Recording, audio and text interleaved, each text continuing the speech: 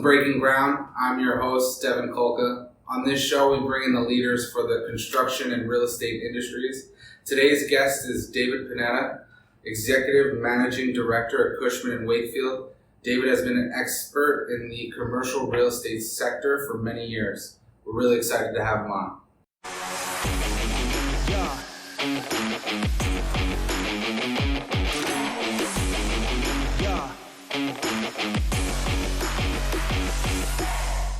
So I'm here with David Pennetta, Executive Managing Director of Cushman & Wakefield. David, thanks for coming in today. Thank you, Devin, for having me. And you have been an expert in the commercial real estate field for years now. I've been doing it for a long time, so yes. So I'm really excited to have you on, and thank you.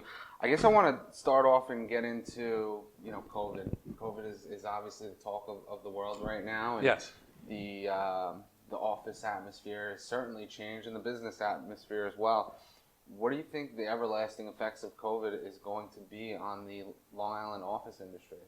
So Long Island is benefiting from a couple of things independent, of what COVID hit. Before the COVID situation, the office market, the industrial market, multifamily were very, very strong. Retail was having a problem beforehand, but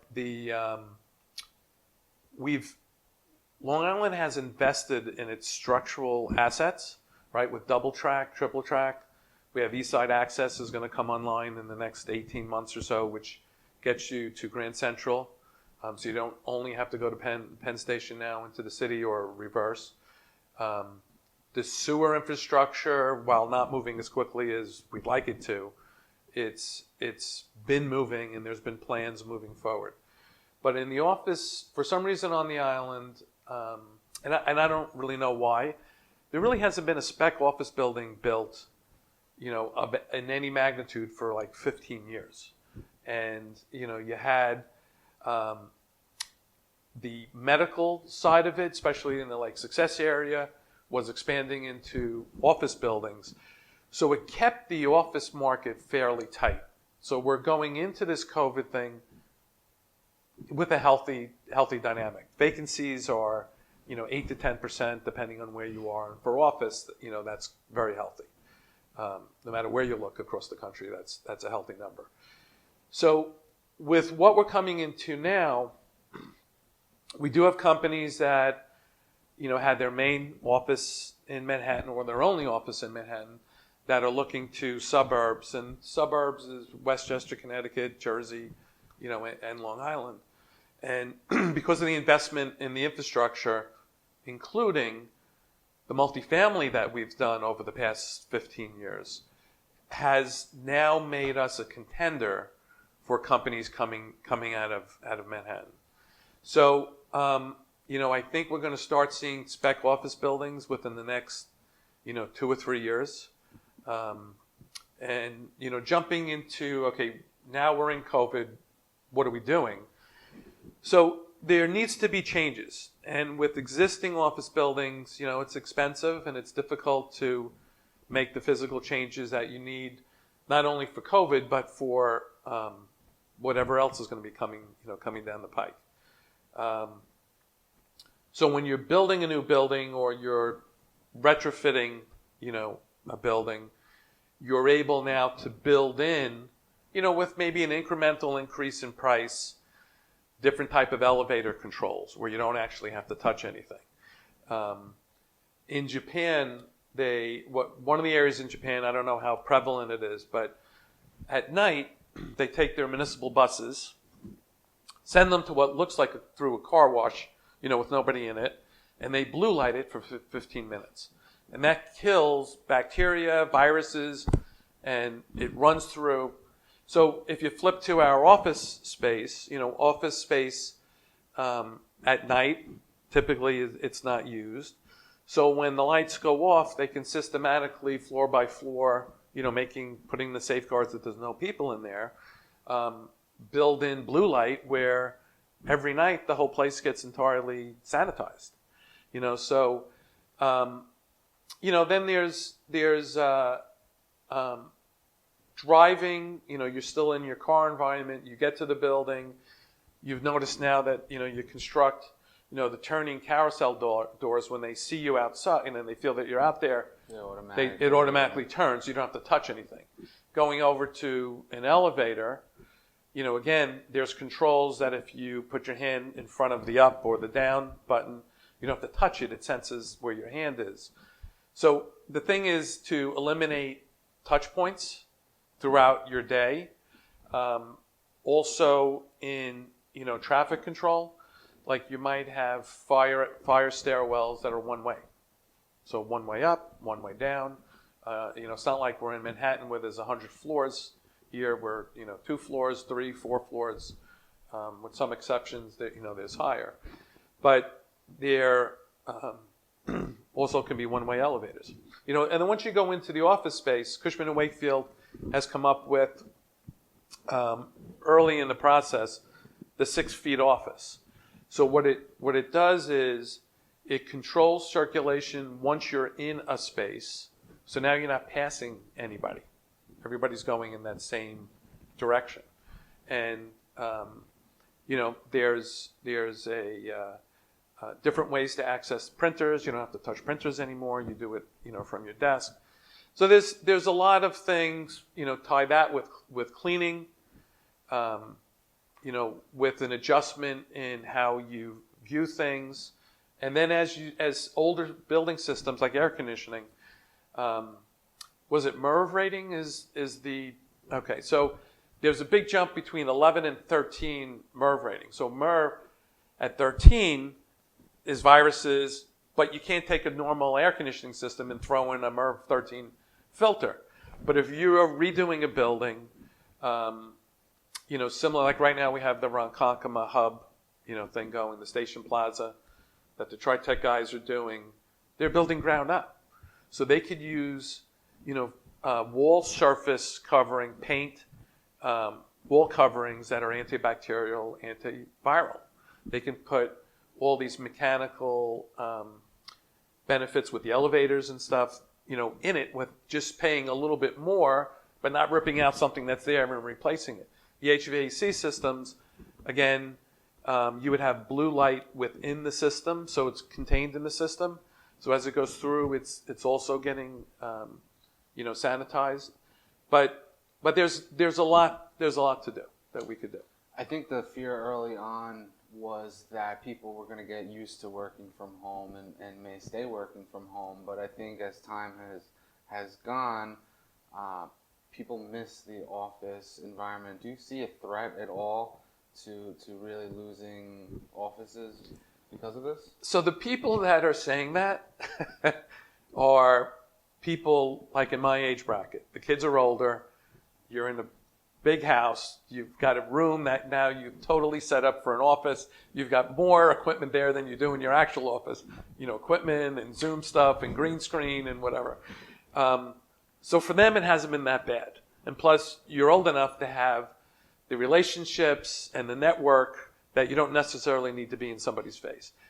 But go to the, generation, X, Y, and now Z, they're those born from the year 2000, but we're 2020, so they're going to be in the workforce, soon. They're in a little apartment, so it's not so cool to be working from home from a little apartment. And even if you go to, someone in, the 30-year-old, maybe early 40-year-old, when you've got 3 kids running around, again, it's not a great environment. So I think that people will go back to the offices. We're talking here specifically Long Island.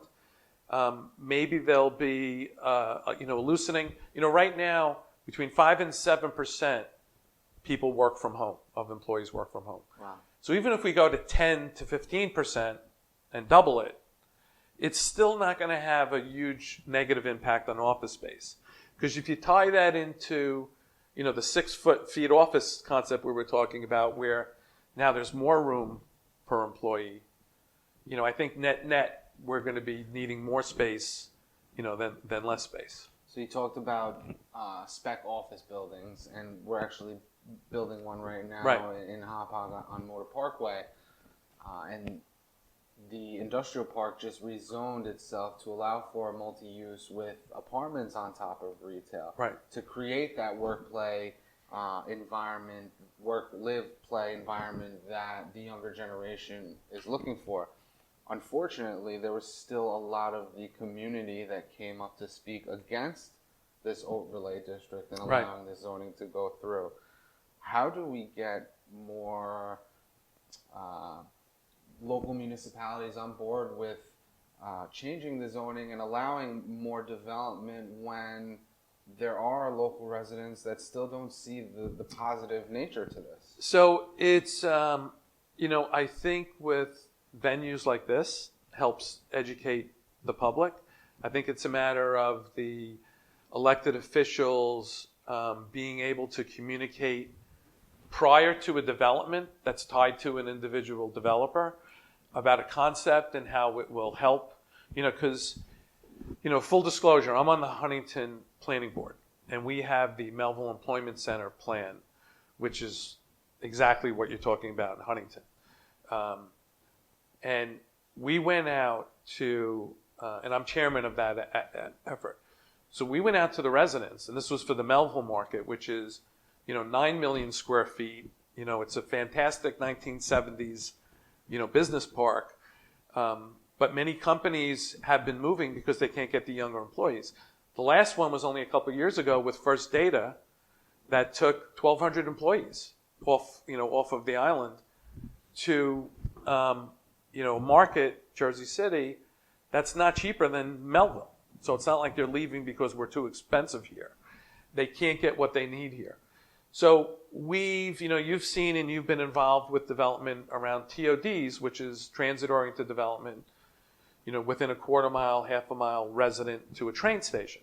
So with Hauppauge or with the Melville, these are more EODs, they're employment-oriented districts where you're within a quarter mile, half a mile from your job. So your residence is there. And I think we need to do that, and that's the next stage. And what that does is it allows younger people to want to stay here. Again, them moving to Manhattan, Brooklyn, Queens, it's not because it's too expensive here. That's more expensive than here on Long Island. We need to have modern, places to live with amenities that people want to stay, live in. So that needs to be communicated in order to sort of help us here. And like I said, the structural investment in the Long Island's assets with double track, triple track, the apartments, this is all part of that. We want Long Island to, be great in 2050 and, 2080. It's going to come. 2020 sounds pretty far in the future, and we're in it right now. Absolutely. So we've seen a lot of companies that have left the region for other areas. But, we have access to everything you really need here on Long Island. It's one of the greatest places in the world. Yeah. But when you're speaking with, somebody from outside of the region that's thinking of potentially investing in Long Island and bringing their business here, what's your sales pitch to them? When you're talking to a company from outside the area, you're not just talking to the company, right? You're talking to the upper management, the president, their spouse, because they're going to have to relocate here. So you really, like what you're saying, Long Island is a great place to live. It's not just about the real estate. It's about, the golf clubs that we have here, the boating clubs and the opportunities. It's about, with the school districts, which are phenomenal, here on the island as well.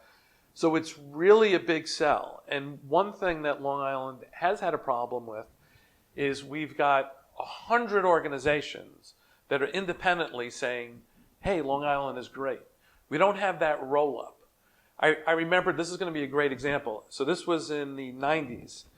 I had a major company on the island, and we couldn't find the space that we needed. And we'll get into that a little bit deeper. But we went to Jersey. So the governor at the time said, meet us at Teterboro Airport. We got on a small plane. When we drove when we flew around the area, it's like, here's the industrial parks that you're looking at. Here's this beach club. Here's this golf club. Here's where you would live. Here's the social aspects of it. Here's transportation and how you get here, here and there. And there was a much more concerted effort, a group effort that was coordinated for that. So we have flirted with that with some organizations, Long Island Partnership, which was originally from Lilco back in the 80s, 90s.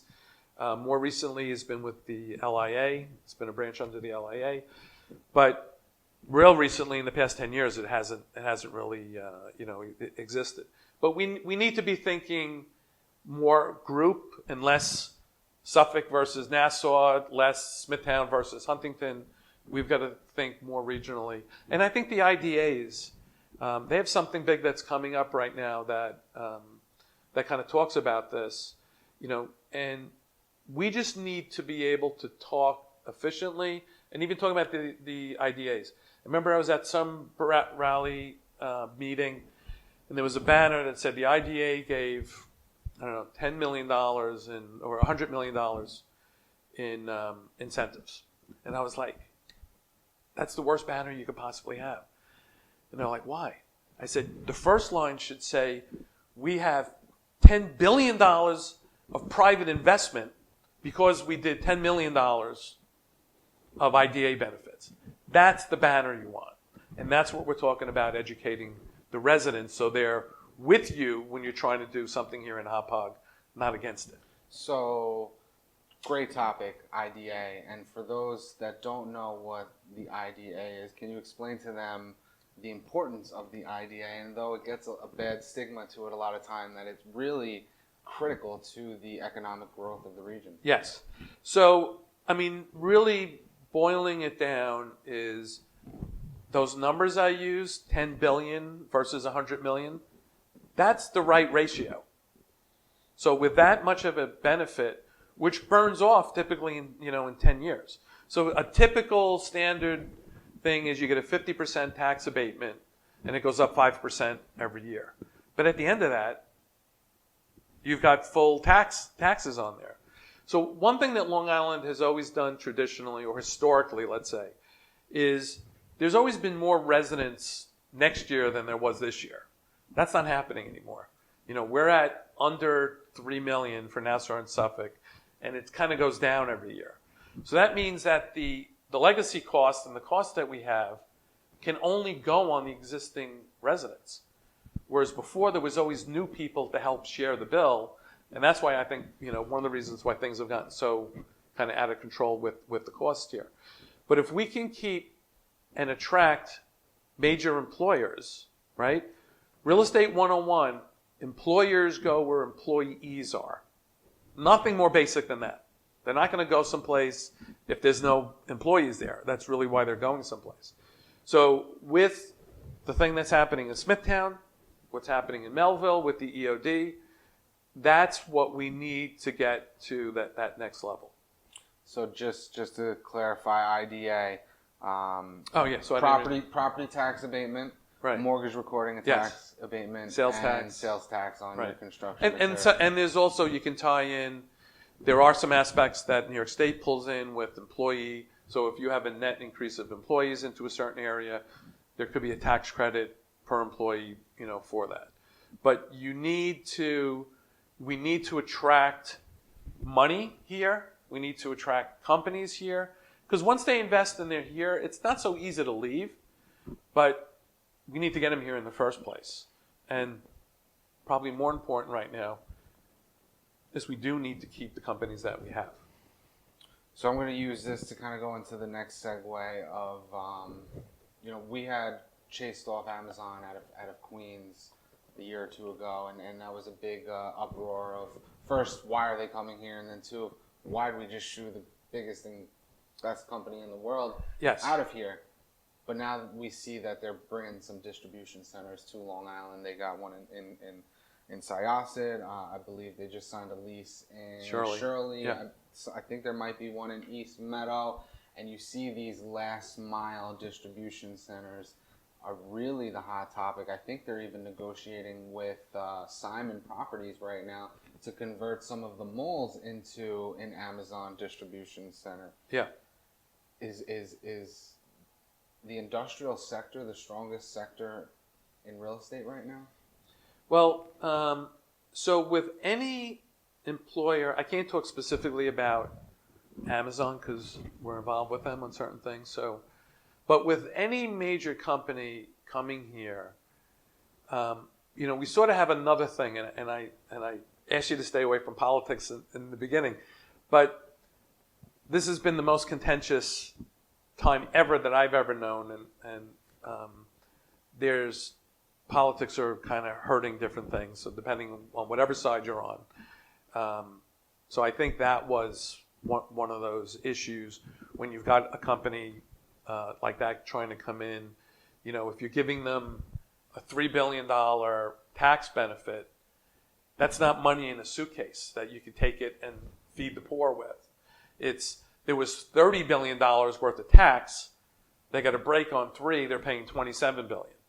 So that was a bit of a miscommunication or a misunderstanding by people and the politicians as well.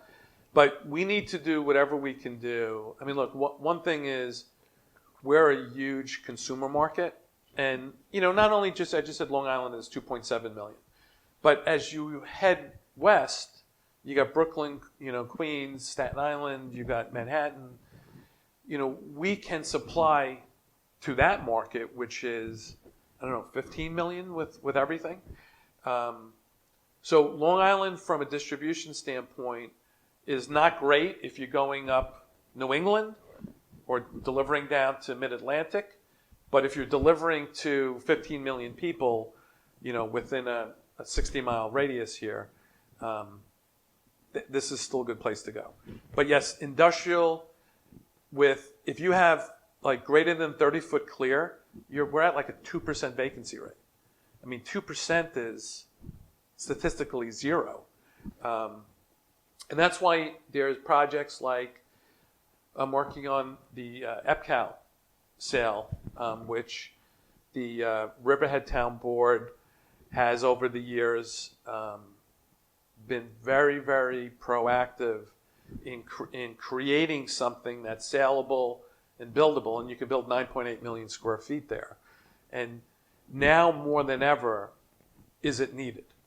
Interest rates are low, which also helps development projects. You're talking about, last mile and e-commerce. That has taken a huge pivotal change to create more need for distribution space than we had before. Because my parents, my dad's 88, my mom's 84, and thank you, still going strong and being very careful with their masks. But they would never go online to do anything really. I'd always have to drive over there and help them with whatever it is. But now they are ordering food, they're ordering clothes, they're ordering, dishwasher detergent, everything that they need. So I don't think they're going to, when all of a sudden we say, okay, COVID's clear, they're not going to start driving to the food store anymore and carry bags to the car and then back up to, the condo. They're going to continue having it delivered to the doorstep. So the e-commerce last mile thing is huge, and we sort of have to work out this, the U.S. Postal Service, problems with, with everything else, and, they're working on that now. But that is another reason why, 9.8 million square feet, we have about 180 million total on Long Island. That's only a 5% increase. So even if you just froze everything, built everything today, and it's going to take 15, 20 years to do that, and with the 2% increase, with 2% vacancy, you're still only at 7%, even with all of that, which sounds huge. But we're in for a change. I think consumers are going to, they're going to be, I think they're pleasantly surprised. You're able to compare things much more easily now. There's commenting, on certain purchases of what type, if this book is good or not. What some people had some reviews on it.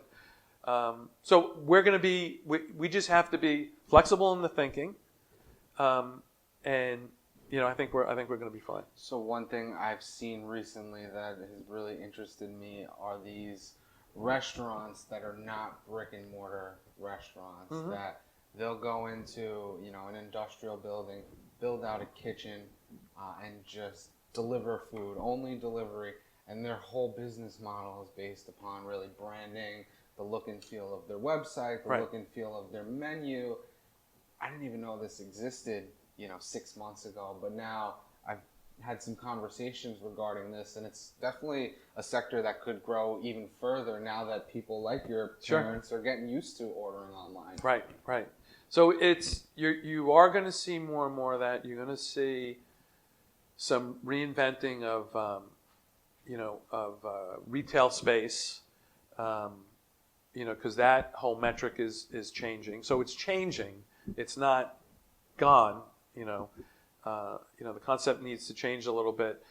People, look, you don't want to be locked up in a room and say, okay, here's my food's coming, here, I got groceries coming, bump, and now you're sitting on the couch.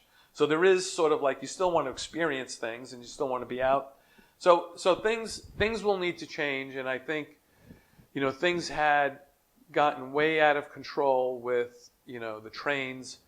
If I go, you go into the city and you get on, the Long Island Railroad, I mean, it's like totally packed where you can't even sit. And, not only were you never, forgetting COVID now, but pre-COVID, you had people, breathing on the back of your neck.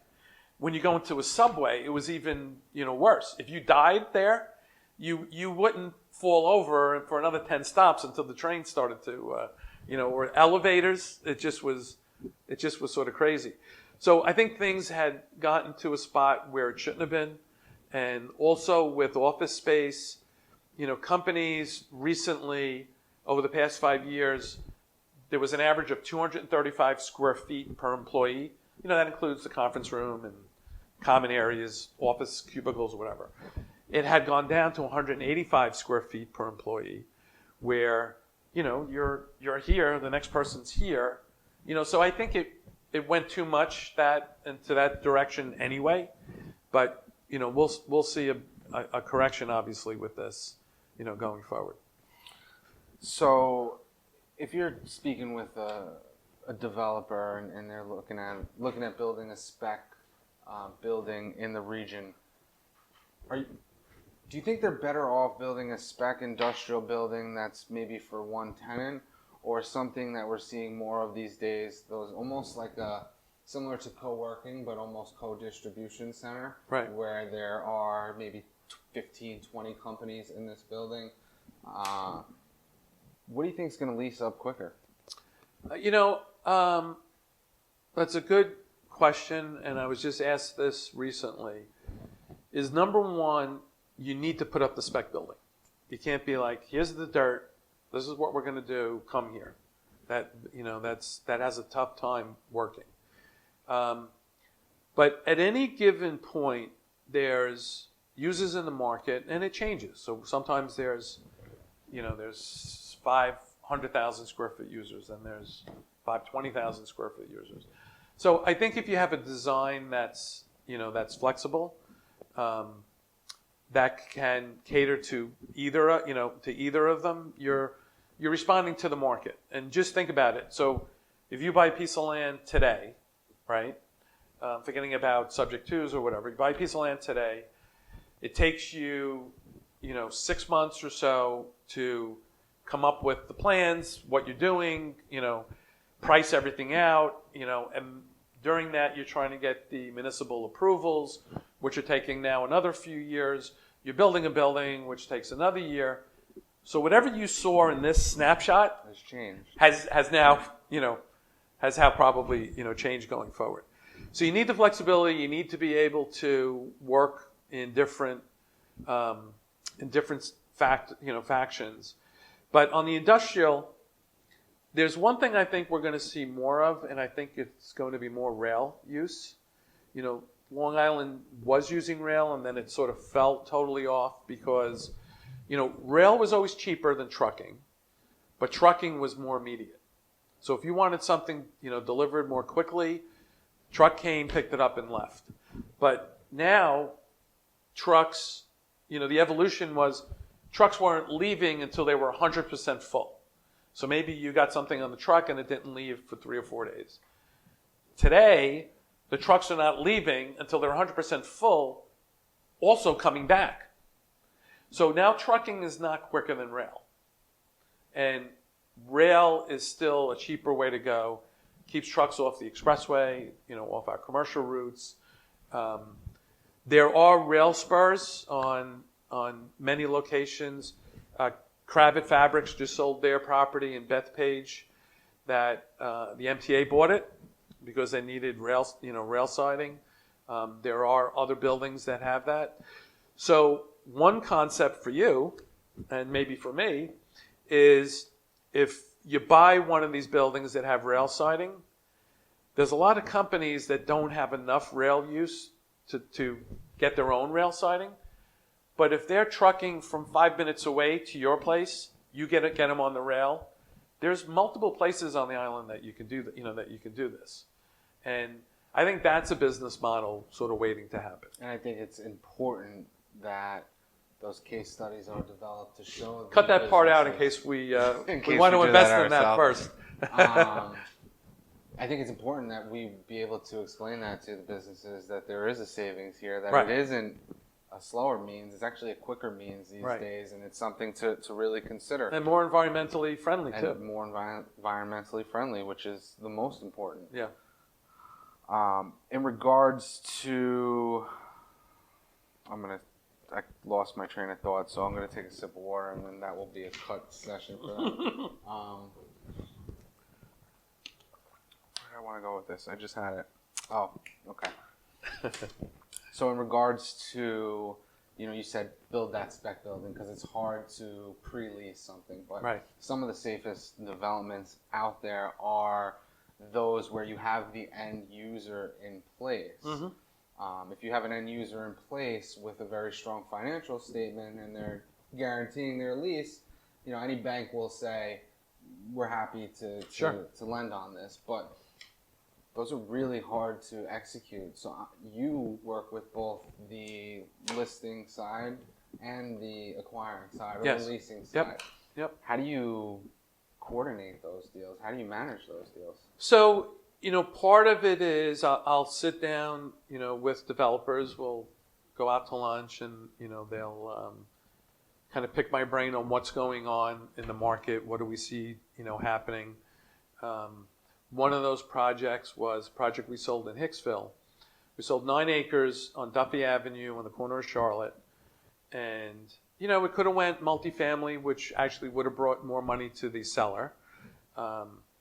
And, it was zoned industrial, and spoke to a number of developers here. And it was tough to get traction from developers here. We actually had to reach out to Jersey, Lincoln Equities. And we sat down, and they had done this before in Jersey. This was their first distribution center here on the island. And we went through it, and the same thing, you had to build it. But how it turns out, they wound up signing Home Depot for 200,000 square feet, which was the whole building, on a long-term lease at above $15 triple net, which is a lot, for industrial. A lot based upon the old product that we had, but not a lot compared to, wide column spacing, right? High ceiling height, high ratio of loading docks per, square foot. They were very close to the expressway, too. So, that's obviously another, until we get this whole rail thing going, it's still another, benefit. But we're so upside down with supply that I think wherever you build an industrial building, it's going to be, even if you don't have it pre-leased as you're acquiring it and entitling it, I think it'll be leased by the time that you're done. Like Harts Mountain has 950,000 square feet in Melville from the old Newsday site. So I'm positive by the time that they're, finishing their construction, they'll have the whole thing spoken for. Are you concerned at all that we're almost going to oversaturate the island with industrial, or No. just the way the world is going right now and everything is e-commerce, that there's just not enough supply out there? We're it's sort of like the multifamily thing, where 100,000 units deficit. So if we built 100,000 units today, there'd be an equilibrium. That's still not a bad thing. So the same thing with the industrial. We're so out of balance where we need so much more supply that there's no fear with 9.8 million, 1 million, we're not close. And they're building stuff that we actually don't have here. We don't have a lot of 40-foot, clear buildings, 32-foot clear buildings. We haven't been a distribution center. We've been, we have the old infrastructure of Grumman. 12-foot ceiling was fine. And a bunch of little buildings was fine. So it's not like we're adding the same type of product. We're adding an entirely different type of product line that we have here. And you were mentioning that there's some retail centers that are being, converted to industrial. So there was some retail centers and office buildings that were industrial that were converted to retail, like Century 21 in Westbury, like the 50 Marcus in Melville was Gould Electronics industrial building. RXR owned it, and they signed a lease with Arrow Electronics. It was Arrow Electronics headquarters for a great many years. Now it's back to an industrial building, which is sort of like insane when you first heard it. But it's a seller, I think. They work out of JFK, and I'm not sure exactly that's their name, but they took the whole building. Wow. They took the whole building with it. So, the only wrestle we have, multifamily, we're learning how to get through, the residents' objections with facts. So it's not like we're learning how to control them. We're just learning how to educate and saying, look, here, like the Real Estate Institute at Stony Brook, so I'm on the board there, and we did a white paper last year that looked back 15 years, looked at multifamily developments of 200 units or more. So it was market rate multifamily. And we did a calculation on how many kids were being added to the school district. Because that was sort of like, you're going to kill our school districts, even though a lot of school districts are selling buildings because there's not enough kids. But that still was an objection. And the study came out. It's online, Real Estate Institute, Stony Brook. You need 11 units to have one school-age kid. So for every 11 units built, one school-age kid. that will be one student added Yes. to the school district. Correct. Yet there are still people that are coming out and using this as why it shouldn't get done. Right. So you can think of it another way. There's 11 units paying taxes into the school district, and only one unit's using the benefit of it. So it's a net increase to the school district. This gets on a whole different topic, but so we're trying to educate through facts and having that information out there. And actually, this was a good venue to actually bring that up. And I think you mentioned it earlier, but I think it's really important to bring all of those groups together. Yeah. Like the Real Estate Institute at Stony Brook and Discover Long Island and Libby. And there's so many groups out there trying to spur economic development, but we need to bring them together, work together in order to educate those people that see this stuff that we're building as bad things. 'Cause Yeah. At the end of the day, they're not. And you have to do it before there's a project. Absolutely. Because I was involved in the Avalon Bay construction in Huntington Station. And, that and maybe the Sierra Wire site in Syosset were the two most contentious, I think, out of anything on Long Island. And I spent a lot of time bringing information, good information from the sources, sourcing the information or providing the information with transparency of where it came from, to have people understand it wasn't going to blow up the sewer district. It wasn't going to overwhelm the school. I mean, really what's happened now is, again, areas, like Patchogue, they were saying, well, look, we want better retail. We don't have any good financial services here like other areas. We don't want the residential first. We want that stuff first. But the reality of it is if you change the demographic, you're going to change the retail. If you change the disposable income, you change the retail. You add financial services. You add a grocery store maybe that wasn't there before. So the resident part is the first step. And then the rest of it fills in because it's responding to that new need. Absolutely. Well, David, I really appreciate you coming on today.